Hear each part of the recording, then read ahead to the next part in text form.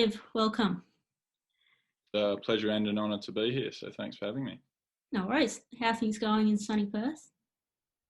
Better than in Melbourne, I think. We're able to get outdoors and enjoy the sunshine, and I've been having a few rounds of golf and a few hits of cricket, so enjoying life. Yeah. So we first connected a couple of years ago, introduced by a mutual friend, Cassie Stevens. Didn't really know much about you besides a quick stalk on Instagram, and seeing your bio was be at peace at the crease. And half of me thought that was horrendously cheesy, if I'm honest, but the other part absolutely loved it, and loved the concept, and it really got me thinking. So we met up and drew me in. Funnily enough, after a few hits over a few months, by the end of the season, my batting average had actually doubled. And the concepts that we had learnt through there around simplicity, managing your mind, and it's not about doing more, but about breaking things down to your mechanics and your ability to actually then go out and experience that piece at the crease, has completely shifted the way I bat and also the way I think about performance in general. So if we go back to your career, junior years, where did it all start for you? Thank you for saying that. In junior cricket, I was introduced to the game at about age 2. My father played a little bit of first class cricket in the UK in the 70s. And he introduced me to the game, and it initially just became an incredible way for me to bond with my old man. And I just really enjoyed playing the game. I had a lot of fun doing so, and started playing sort of competitive cricket or semi-competitive cricket at sort of age 8, 9 sort of thing. And I grew up in a small town in the southwest, and I sort of quickly became a sort of big fish in the small pond there in cricket circles. And that, that was interesting, and that sort of began a real struggle that I had, I suppose, with measuring myself according to the people around me. I remember very clearly when my parents sent me off to boarding school in Perth when I was 12. I remember very clearly crying for a lot of the journey up in the car because I was so fearful that I might not be picked for the 8A team. And fortunately enough, I managed to make it, and I enjoyed a fair bit of on-field success in my adolescence, but it didn't necessarily translate into a lot of peace of mind or ease in my being. And I struggled a little bit with that throughout school and probably well into my 20s. And, following that, I sort of I was really lucky to have a little bit of a crisis in cricket in terms of what my present and future looked like. And then I was doubly fortunate to receive some fantastic guidance in my mid-20s, which allowed me to view my cricket experiences through a different lens and ultimately have a much more positive relationship with the game. And it also enabled me to grow some coaching skills, which I currently put to use professionally. Right, so sounds like at 8 years old you're already battling with the fear of failure, which is quite young, to be fair. Most people around that age are still enjoying the passion and love of the game. You must have still been pretty good though, because you made the captain the under-17 state team, still played under-19, even in school cricket, Darla Cup champions, I believe, and also the Australian Universities Championship. So you're able to perform at that point, but you said you hit a point of crisis. What happened there? Yeah. Well, I think that while in my youth I was able to sort of perform my skills well enough to have a good record and contribute to team success, that wasn't really where my focus was. My focus was predominantly on how I was perceived. I had a really strong reputation focus, basically. So I was told from very young that I was good at the game, and that was true relative to the people I was playing against. And how I then invested my time, sadly, in a way, was on preserving that reputation. So rather than actually focusing on developing my cricket skills, all of my efforts went in, or a lot of my effort went into preserving the reputation that that I'd earned through practicing those skills. So it was just a little bit of it's a really difficult sort of time to navigate, because on the field I was performing well enough, as you say, to be able to make certain representative sides and lead those sides and that sort of thing. But I mean, I was frankly an awful teammate, because I was very rarely interested in my contribution to team success, and I was sort of more interested in procuring and preserving adulation, I guess, for my cricket skills. And when I think about that now, it's a real shame, but I've learned a lot from the experience. But yeah, crisis sort of came when ultimately I recognised that in my sort of early 20s, I actually probably wasn't going to be a professional cricketer. And I'd actually never thought that before. I always assumed that would be a natural pathway. And it ended up forcing me to actually take time away from the game, which was difficult. But, as I say, I had some really good guidance, and I was able to come back and forge a new relationship with it. So in those formative years, when you had the reputation to uphold, leading into a game, where was your headspace? I think my headspace was all around acting in a way that was going to encourage people to believe that I was a superior cricketer to the other people on the park, ultimately. So I might talk in a way that perhaps disguised some of my fears or anxieties. I would inevitably make I had a Rolodex of excuses to call on if ever I failed, which was of course regularly. The mindset was really around sort of earning the admiration of other people for my skills hitting a ball with a bit of wood, which now sounds really silly, but that's very much where it was at the time. It was very much a personal thing. A lot of my self-worth was derived from that. And so obviously in a sport where, in any sport, not everything is within your control. And rather than focusing on what I could do within my control, I spent a lot of my time, a lot of my mindset was focused around how I could manipulate other people's perception of me.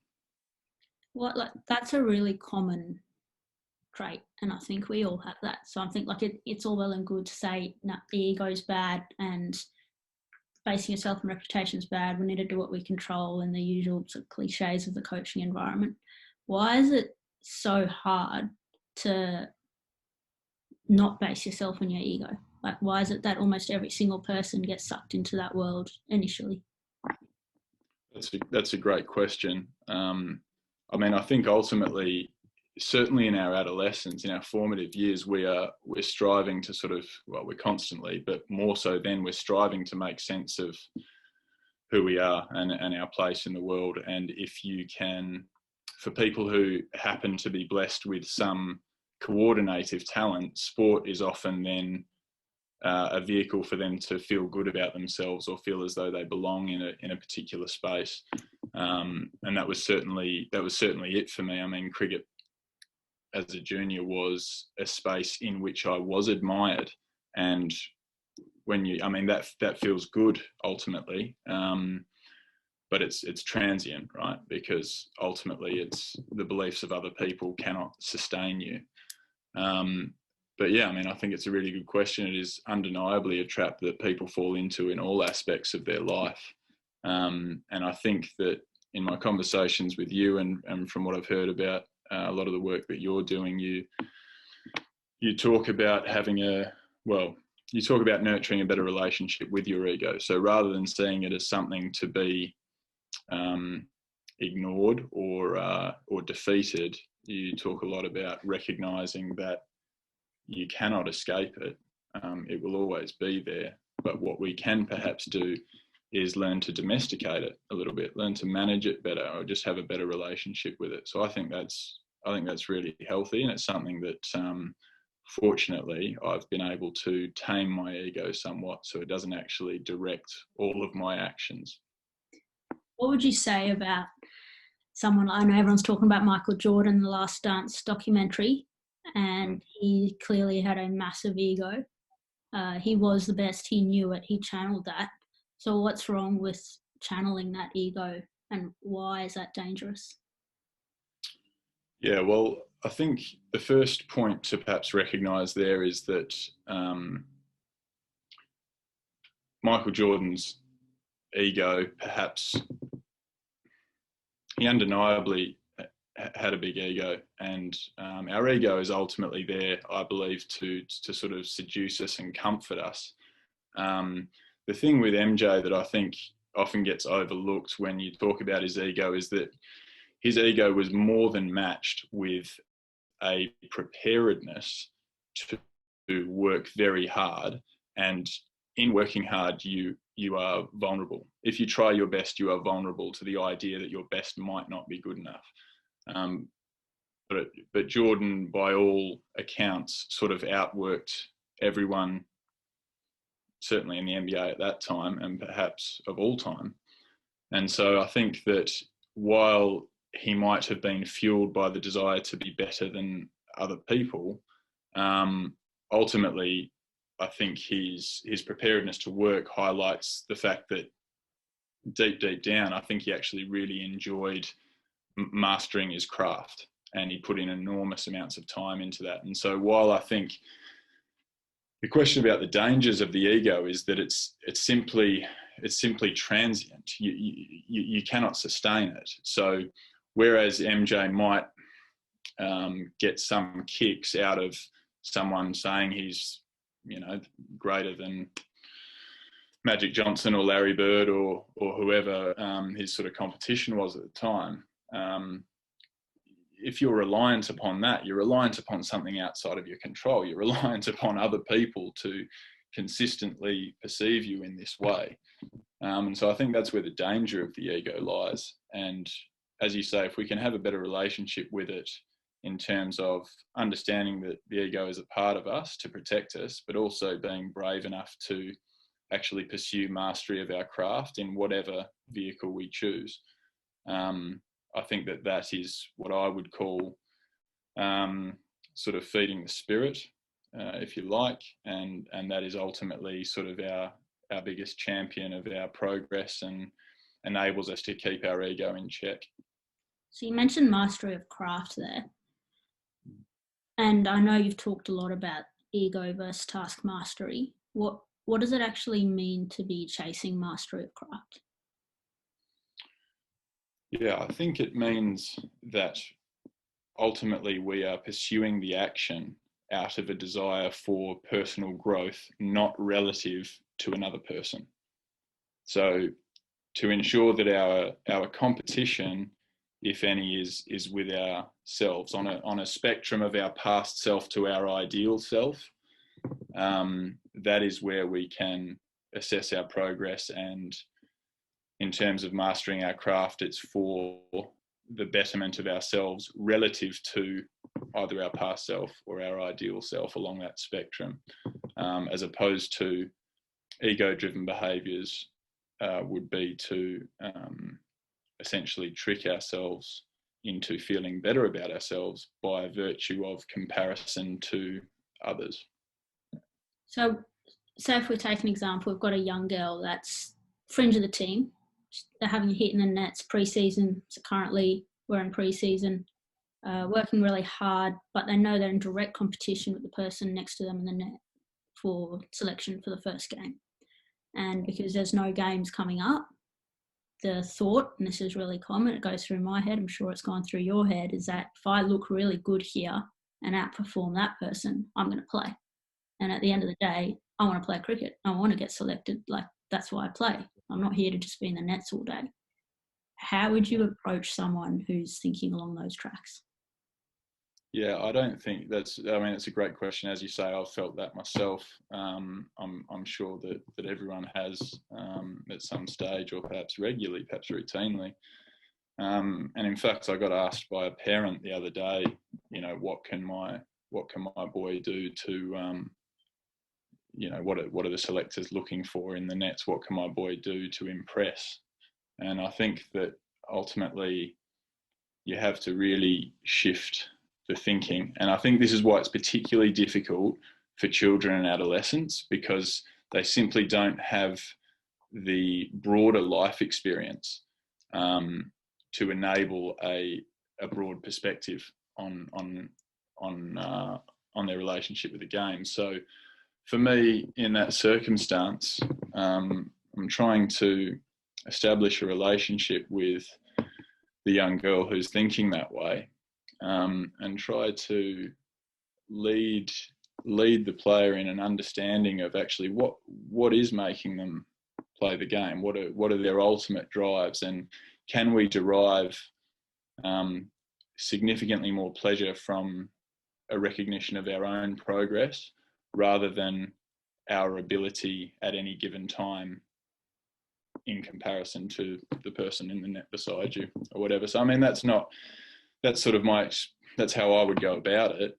It's not a quick fix, because of course these things crop up all the time. These sort of feelings crop up all the time, but I think that we can just learn to practice it a little bit better. And so a lot of the things that I talk about with students who are prepared to engage in these sorts of conversations is to just create a framework whereby we sort of have reference points as to our own progress, and a consistent reminder about what is making us choose to be here in the nets at this given time. And ultimately, I don't think it boils down to your selection in a team. I think it boils down to your preparedness to throw yourself into a challenge and be vulnerable in that respect. So, yeah, I don't know if that answers your question, but it's certainly a difficult one.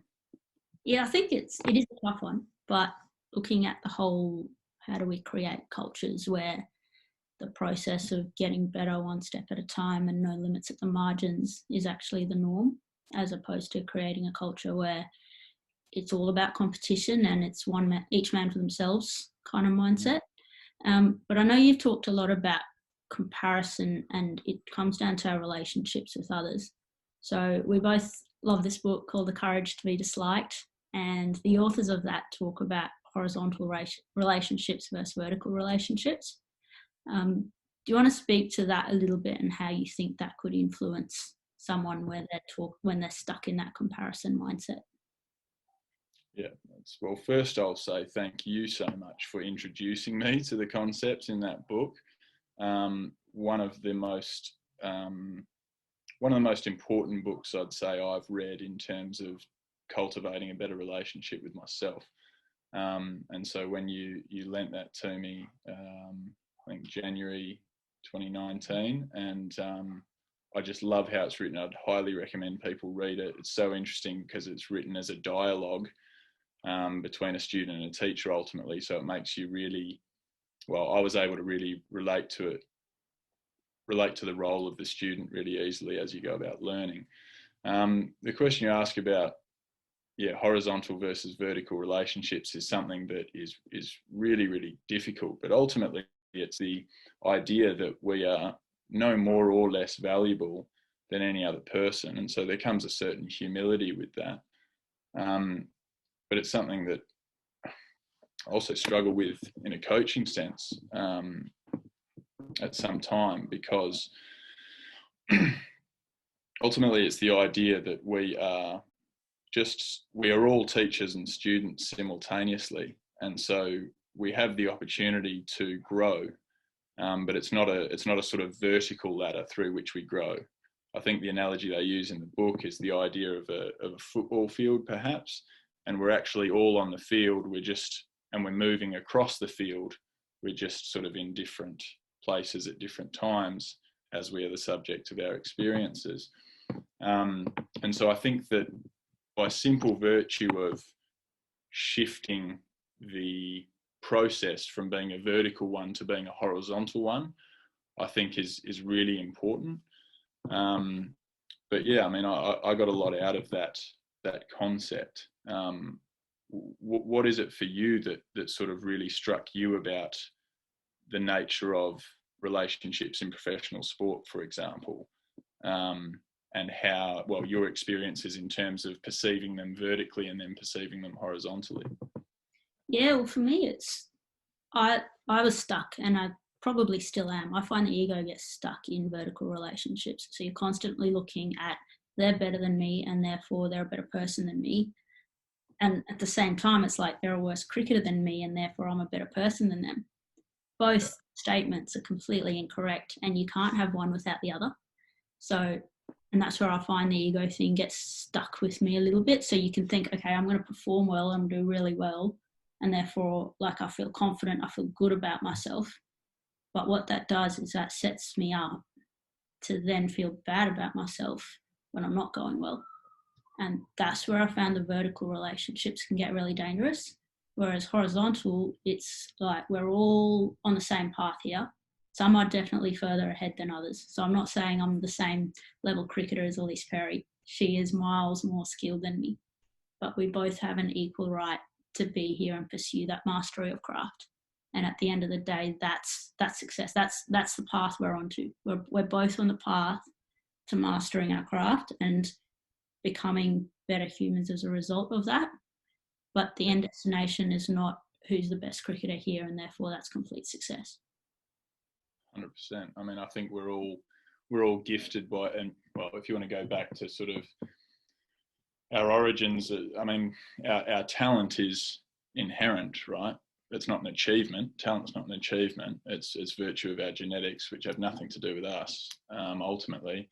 And so I think, therefore, our potential in any one aspect of our lives, let's use cricket as an example, does not define our entire being. It's simply one aspect of our lives. And I think that's where people can get very easily caught up if either you are, well, as you say, you are typically going to have people that are better than you and worse than you at certain skills in any aspect of your life. And if you are going to allow that comparison to define your contentment, then you are on an extremely dangerous and dynamic path through which I don't feel peace is attainable. Yeah, and I guess the biggest problem that I've dealt with personally and also as a coach and constantly, I genuinely think this is 80 to 90% of issues, is a cricketer will come up and say, I'm sick of my inconsistency. So they've got the talent, I've performed so well over here and then I'm so bad. Or the most common one is I'm fine in the nets and then I go out into a game and I struggle. And there's that missing piece. So for you, when you've had those dynamics of performance that you talk about, how have you gone about shifting towards that task mastery mindset and achieving some sort of consistency? Fantastic question, and it took me ages and ages. And then when it happened, it was sort of a bit like a penny dropping, and it sort of happened quite swiftly post that crisis. And as we talked about at the top, my performances as a junior were, relative to other people in the competition, were remarkable, like massive numbers of runs. But my performances were highly inconsistent. And I put that down to, I mean, I talk a lot about, we have, by working on our mechanics, by working on our physical skill sets or our technical skill sets, we develop skills that give us the potential to perform. But then our emotional skills or our spiritual skills are ultimately what allows us to perform those physical skills in the face of variables that are beyond our control. And so what I found is that when I was able to have a broader perspective and understand why it is that I choose to play the game, and take the focus away from the perception of other people and focus all of my energy on service, focus my energy on how can I serve the people around me as we're pursuing a common goal of sort of optimal performance. When I was able to do that, it really freed me up to perform my mechanical skills a lot more consistently. And so I think that ultimately that's what's enabled me to have just a much more pleasurable playing experience, particularly over the last 4 years. I've felt a lot more at ease with the whole process of playing, whether that's night before a game, morning of a game, at training, in the face of challenges, during a game, in the face of bunches of environmental variables, the condition of the pitch, the bowler is bowling, the slips that are talking, all of these things sort of that had once formed sort of a list of excuses for potential failures and things that I invested a lot of time in.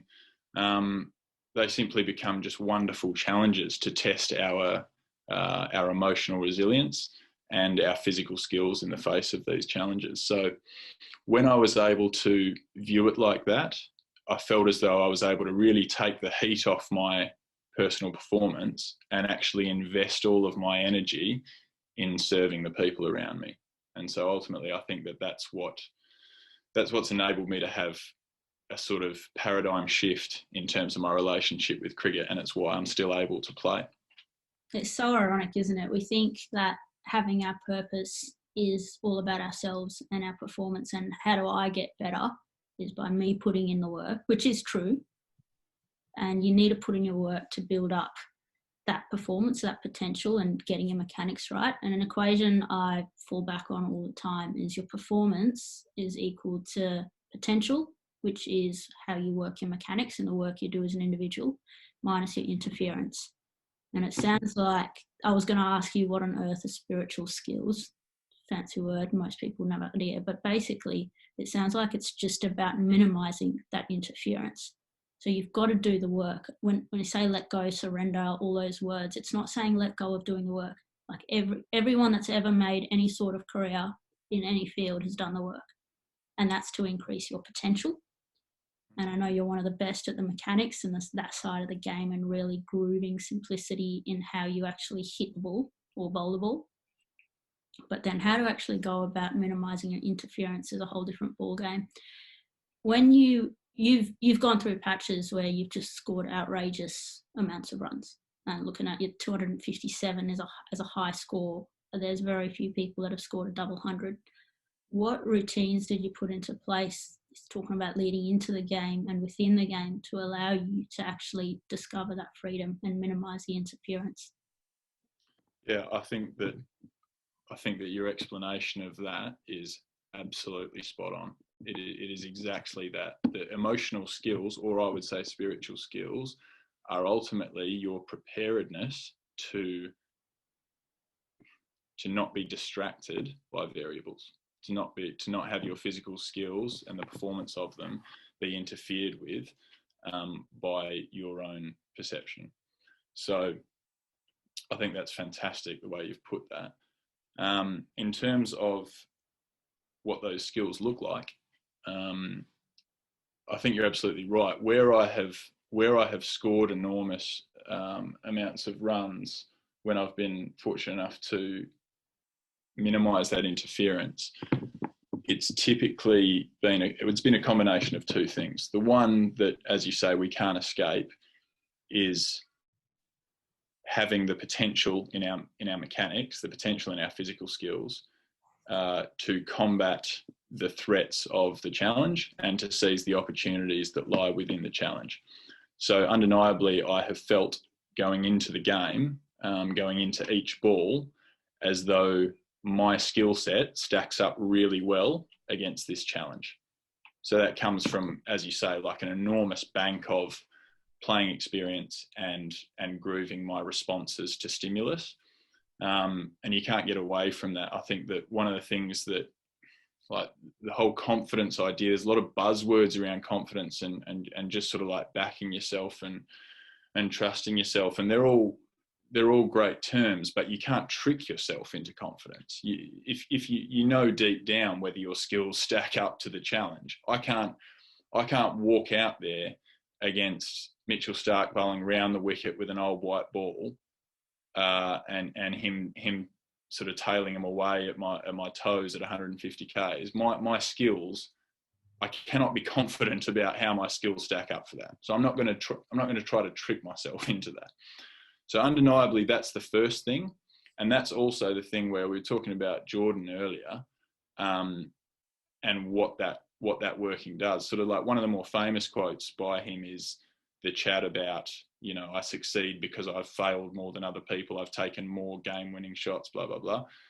No problem, great quote. But I think the thing that people miss out on is the fact that ultimately he was really confident every time he stepped out on the floor because he knew that his skills stacked up well. And that's it. So as you say, that's the potential element.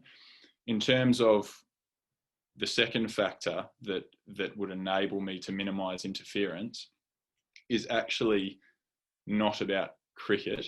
It's about how I live my life. It's about the authenticity and the integrity in my life. So I found that in England over the past few years, for example, I've done really, really well on the field as a batter, and yet I've hit, I think I had 2 nets all of last season over there. And so it was literally, my physical prep was literally a case of underarms on the morning of a game. And what I found is that if I got to a Friday and I felt uneasy about my interpersonal relationships, if I felt as though I had treated someone poorly, I needed to make sure that I did not go to bed on Friday before I had made my peace with how I had behaved in the week leading up. And that might mean making a difficult phone call and apologising to someone. It may mean, writing a letter to someone whom I'd neglected, or whatever it is, a bunch of different things. But ultimately it was about being at ease with who I am, being at ease with how I behave. And so I think that by doing so, I was able to be less reliant on my performance for my own self-worth. And in so doing, I minimised the emotional interference because there's not my entire self-worth does not ride on this innings, which is bound to sort of tense us up. So I think that that's sort of the pattern, if that answers your question. That's the pattern of where I've found most success, is both by being confident that my skills stack up well to the challenge, and then by ensuring that I'm living my life the right way so I can be at ease playing the game and enjoying batting. So you're saying that in your preparation for a game, when you were at your best, the most important part of that preparation, which you had years behind you of improving your mechanics, but in that moment, the most important part of your preparation was actually almost clearing your conscience, I should say. Yeah, 100%. I mean, there's obviously like physical factors like sleep and hydration and nutrition and that sort of thing. But ultimately, that's just, those things tend to be reflective of how you feel about yourself. So if I feel good about myself and how I've interacted with other people, spiritually, if I feel good spiritually, then I feel really joyful, and that allows me to express myself and use the skills that I've built up in the face of challenges. So yeah, I'd agree with that 100%. Yeah. And are you someone who has like a whole list of personal values and strengths and mantras and all of that sort of stuff? Or is it just really simple in terms of be kind, be a good human? Like, what's your model around that? Yeah, I like, as you know, I like engaging in sort of philosophical debate. It's sort of been something that I just think we've got so much to learn from everyone that we come across, if you're prepared to connect, if you're prepared to relate and be vulnerable. And so I suppose I don't have any mantras, but I'd say I have a framework of reference points that can show me how well I'm living my life, if I'm living according to my values. So we've both been really fortunate to work with Noddy Holder, who I still believe is certainly the best coach I've ever come across. And he introduced both of us to the concept of the body, mind, spirit triangle, and how important this is for a life of contentment. Ultimately, is to not neglect any of those three sides. And so, while I find that really, really helpful to understand that we need to nurture our body, nurture our minds, nurture our spirit, I need to figure out for myself, and I believe that all individuals can benefit from figuring out for themselves what that looks like. What are your reference points for nurturing your body, mind, and spirit? And so over the last few years, I've been able to really, really sort of narrow mine down to three things. And that is, am I growing as a person? So in the things that I do, am I choosing to grow? And that requires, to be vulnerable and to try and to be open-minded. The second is, am I connecting? Am I connecting with myself? Am I connecting with my environment? Am I connecting to the present moment? Am I connecting to my community? And the third point is service. Am I serving my community? Am I serving the people around me? And so what I try to do, or what I intend to do, is nurture that body, mind, spirit triangle through making my actions led by those intentions of growth, connection, and service. That is incredible. I love it. Question on the body, mind, spirit model. What's the difference between mind and spirit?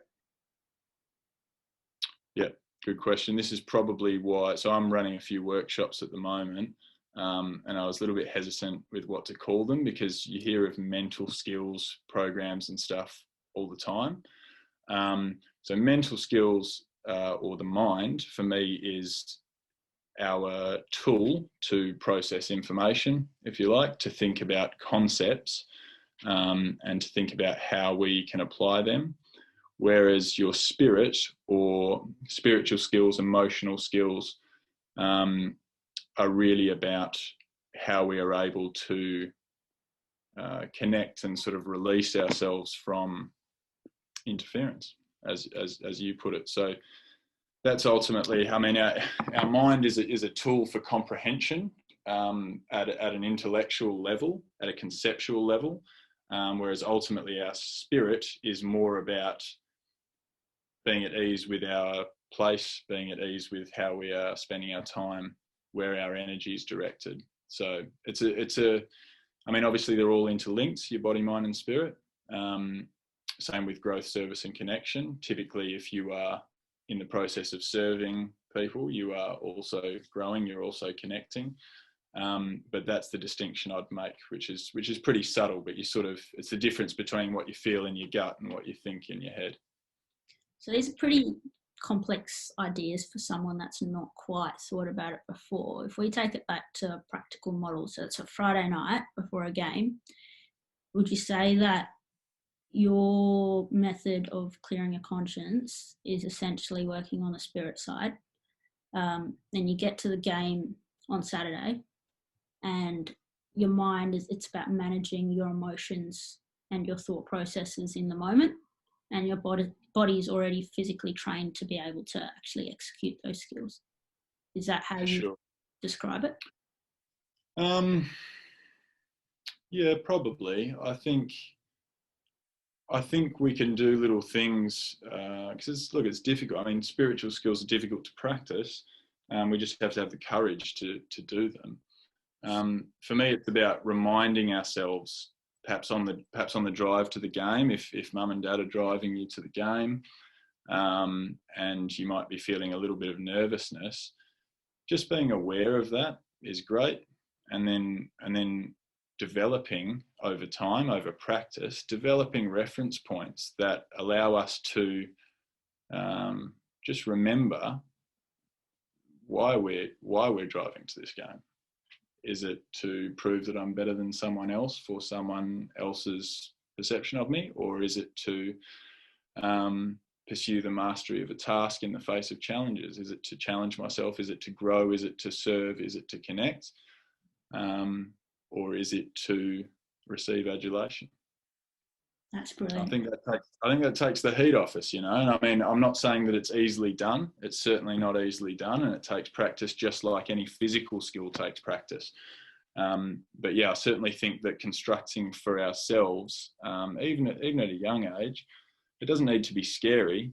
It just we have to have a little bit of courage to answer some questions about what really matters to us, and then when we're at ease with that, then we can be at ease with any activity that we undertake. Yeah, and freedom and the ability to trust yourself, I think it comes from exactly what you just said. And if I had $1 for every time a coach said to me, "Oh, just trust yourself, you'll be right. Just trust yourself," I'd be a very rich woman. And I cannot stand it when coaches come in and say, "Oh, just trust yourself, mate, you'll be right." I genuinely believe there needs to be processes that lead towards that. So asking, why am I playing? Have I been a good human? Am I abiding to my principles? But then also that forgiveness, that if you haven't no one's perfect. How do you then manage that? So say there's a lot going on off field, and there might be some stuff out of your control, but it is hindering on that. How do you manage your mind on game day to actually be able to then step across the line and play with that freedom? Yeah, I think you call it being where your feet are, and I think that's key. So I'd call that connection, which is connection to the present moment and the present environment. And of course that takes practice. I also think that within a cricket specific context, I think that when I've found most ease is when I have actually allowed those thoughts, rather than fighting them. I've allowed those thoughts, but then I have been aware of it and just allowed it to settle and bring myself back to the present. And so people talk a lot about switching on, switching off. I think that's a really powerful tool. And in the outset, when I first sort of practiced that, if you like, it was very mechanical, like it was very rigid, where I had to really tell myself, no, switch off, okay, switch back on, or channel 1, channel 2, whatever analogy you want to use. But what I've found now is that with the benefit of experience and practice, the transitions are much smoother, and they're much more sustainable. So between balls or in the lead up to, if I'm waiting to bat or whatever, if a thought about what I did 2 days ago or what I've got to do in 2 days' time crops up, rather than compound that stimulus and turn it negative, it's just being aware of it without judgment, and then just directing your consciousness back to the present or back to the task at hand, whatever that might be. But yeah, I mean, it's such a challenging skill, and we can talk as much as we want about like strategies to implement to do this, but ultimately, I think for me, it's about having these reference points. So the reference points actually allow me to stay connected, allow me to trust myself, if you like. So, and also when we talk about our relationship with the present, or in the spectrum of past, present, and future, sometimes it doesn't have to be 2 days or 2 weeks ahead, or in the past. It can literally be split second.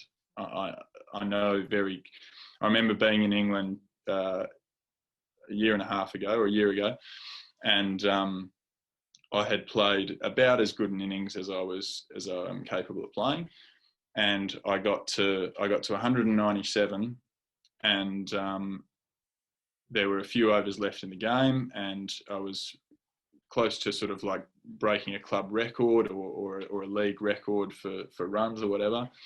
And for the first time after 130 balls or 120 balls or whatever, the first time in that innings came at 197 where a chap was running in, and I actually decided perhaps half a second early.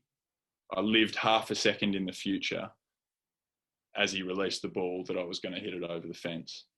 And as a result, I wasn't connected to the present, hold out to long on, simply because I wasn't connected. And so it's like, cricket's a really brutal game as a batter, because often it's those like tiny mistakes, or what feels like tiny mistakes, that can have a sort of really sort of fatal downfall. But yeah, I mean, I think that's where the power lies, you know, is in how can we continue to be aware of what we're experiencing, and then bring our attention back and bring our commitment back to the present moment. And that's actually, mindfulness is another buzzword, but that's essentially what it is. Practice of mindfulness. And there's loads of apps out there, there's loads of different methods, but your basic Zen sort of Buddhism traits of being aware without judgment in the present moment is almost your single critical skill for delaying that interference that we speak about. And I really like what you said about being on time. And sometimes talk a lot to the athletes that are coaching about timing. And timing's not necessarily the speed at which your bat hits a ball. You have to be on time with the moment. And that's how you get timing. So what does it mean to be on time? Different words, but be where your feet are, or be connected, be here now. There's all sorts of different phrases, but I really like your idea of having checkpoints, and having that checkpoint that brings you on time, and therefore that's where your timing comes, rather than having 7 different routines where you do all sorts of things. And the routines are critical, but how they're made up, I feel, is a missing piece at the moment, and challenging. It's a skill. It's challenging. I couldn't agree with you more. I mean, I know like people talk about routines and they are undeniably important, but I think we need to periodically revise whether our routines are serving us or not, because I think that people cling to routines and mannerisms as a sort of safety blanket a lot of the time, as well, ultimately as an excuse, I think, as sort of a self-sabotage thing, where it's like, okay, if I touch my gloves, or if I wear the right coloured jocks, or if I tap my bat this many times, then I can say that I did all of that stuff right. So it's not my fault if I got out. Whereas we don't actually, I think, and this is massive in coaching, is actually separating what is relevant from what is not. So a routine is valuable in as much as it connects us to the moment. So it's like, if your routine is serving that end, then fantastic. You've got a really successful routine that's enabling you to engage with the moment and minimize the interference. But a lot of the routines that I see are doing the opposite, I feel. They're actually distracting us from the present. And so I think that as a coaching point, I think that routines are highly individual, and I think that good coaches develop strong relationships with players and actually work toward developing routines that are effective for the player at hand, and they're not always the same.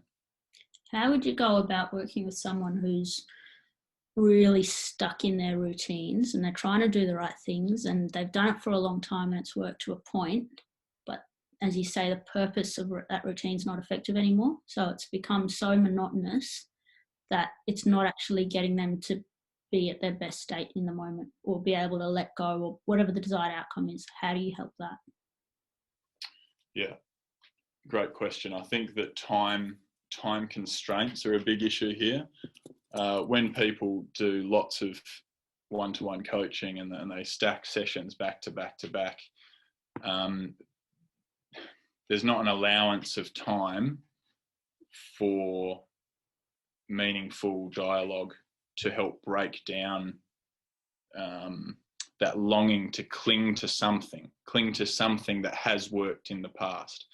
And so I think that what, as a coach, we can do is to make sure that we enable that time, allow that to take place, rather than rushing through things. And then it's about if you can reflect for your students and enable them to see that their routine is not serving them, we then need to provide a controlled, supportive environment through which they can explore a more helpful routine. And this is the same with learning in general, I think. And I know that you and I have sort of had this experience, particularly when it comes to the pull shot or facing balls that are against our body. I think that a lot of unhelpful coaching is sort of like, stick to your routine, back yourself. I'm going to shoot the ball through the machine at 135 at your neck, and you'll just learn to deal with it.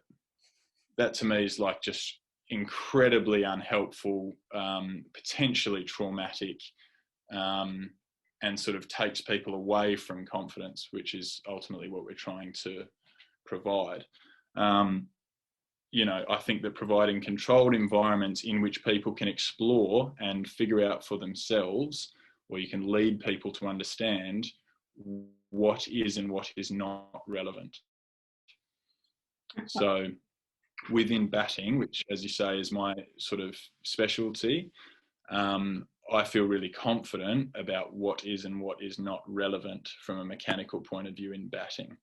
And so by building relationships with students and helping to educate them as to those things, they can finally break free of the shackles of ineffective routines. I love it. And a lot of the things I've actually been talking to our coach here, Lockie Stevens, is the amount of players that, and I was absolutely probably the most guilty of this. You rock up to training and you've got all these things you want to work on. And it's like, no, I've got to do this, and then I've got to do this, and then I've got to train this, and like what's actually relevant and what's important. So coming back to why do you play? Fun, enjoyment, whatever it is. But then what is relevant today, and what can I explore today? And sometimes it's just about playing.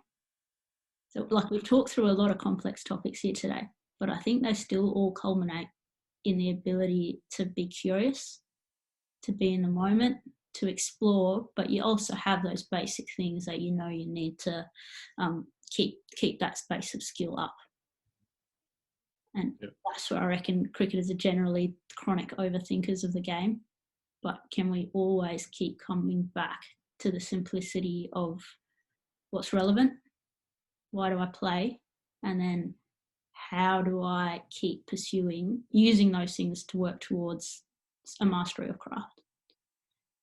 Spot on. What you're doing, I really like in terms of your business, Project Rubicon, starting some group coaching sessions with the uni boys. And I believe Cassie's involved in that as well. What are you doing with that, and how is it helping in relation to what we've spoken about so far? Yeah, so I think that there is a crying out across the whole sporting landscape, and probably beyond sport as well, for, and it's another buzzword, but for holistic coaching, because, as you say, people will be with their coach with their sort of safety blanket, and they'll be really good at sort of being able to perform a skill in a controlled environment. But when you throw variables at them, as is the case in games, things beyond your control, typically a lot of people are incapable of being immune to the potential interference of those variables. So what I'm doing at the moment, very fortunately, is I'm conducting programs whereby I will have one-to-one batting sessions with these students. I will also meet up with them outside of a cricket context for a coffee to chat about all the things that we've discussed, and why they play the game, and how they would like to use cricket as a vehicle for their growth, for their connection, for their service. And then we do group batting sessions, which I think are really important because they then allow us to share our experiences and support one another in that growth, which I'm really pleased with how that's gone. And finally is the non-physical skills workshops, spiritual skills, emotional skills, if you like. And that is really where where I ask students and myself to be prepared to be vulnerable, and let others bear witness to that vulnerability, as we navigate some really challenging questions around our relationship with the game and our relationship with ourselves. But so far the feedback's been fantastic. Cassie's been involved in that as well, and she's shared some wonderful things that have helped a lot of our players.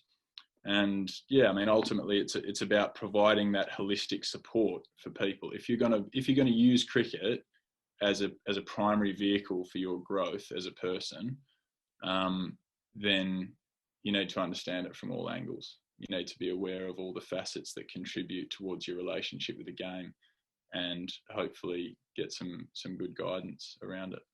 So you've just used the words vulnerability, courage. What else have we got? All sorts of zen and wanky terms with a bunch of male cricketers assuming in their 20s. How on earth have you got the buy-in there? Good fortune. I don't know.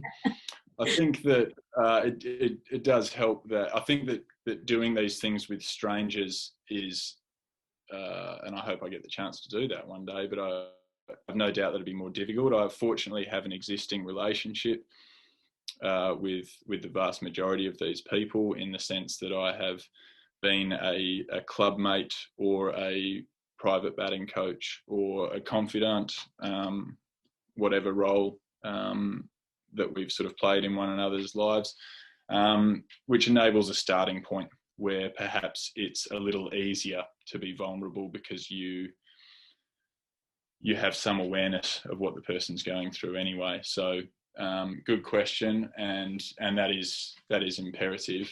But yeah, very fortunately also we've got some wonderful people who are managing to find their own courage in and who are committed to progressing as players and as people. It's probably a good way to show the importance of building relationships generally, I suppose. If you're willing to build that relationship in the first place, then people are willing to be vulnerable and courageous, which we know leads directly to the ability to play with freedom. So you're running the workshops for the uni guys, but you've also been doing some with the Subi women's team. How have you found the difference between running workshops with the guys and with the girls? Yeah, it's a really good question, and something that you might assume is really similar, but I've actually found that the workshops take on a really different vibe. Part of that might be to do with sort of deeper existing relationships with the men, I'm not sure. But what I find is that, albeit speaking generally, and of course there are exceptions to all rules, but I would say that in the female space, the predominant manifestation of the ego is fear, and it comes from, it sort of forms timidity. So there's a lot more silence in the women's rooms than there is in the men's. So I find that also transfers very cleanly into match situations and the sort of mistakes that people make. I think that in the women's game, from my limited experience within it, coaching within it, my experience is that the vast majority of the mistakes made in the women's game are mistakes of inaction, and they are mistakes of timidity. Whereas in the men's game, most of the mistakes are made out of recklessness or anger. So it's really interesting to see how that changes, and people's responses to the questions differ a little bit. Yeah, I mean, really, really fascinating stuff. And I love that this podcast is ultimately looking to serve female cricket. And I think that, well, female cricket's grown. I think participation in Australia in female cricket grew 11% last year on the back of more growth the year before that. It's going to keep skyrocketing as we keep supporting it. But I love what you're doing here in trying to make things really applicable to the female space, and I think that's something that probably deserves a little bit of attention in terms of the challenges for female cricketers, generally speaking, might be a little bit different to the men's counterparts. So that sounds great. Project Rubicon, you can check that out on social media. There's a website as well if anyone wants to get in contact with you. For people that are new to this world of working internally, what would you suggest of books to read, podcasts to listen to, any resources to get going? Wow. Oh, wow. Okay, there's so many. I'll try to be brief. Okay, well, as we talked about, The Courage to be Disliked is a fantastic, not confrontational in concept, but it's a fairly easy read and it's easy to relate to. So I'd say that's a great starting point.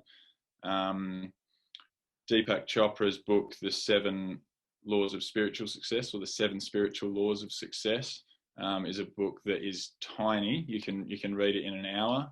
It's divided into 7 chapters, and each chapter probably only takes you 5 or 10 minutes to read.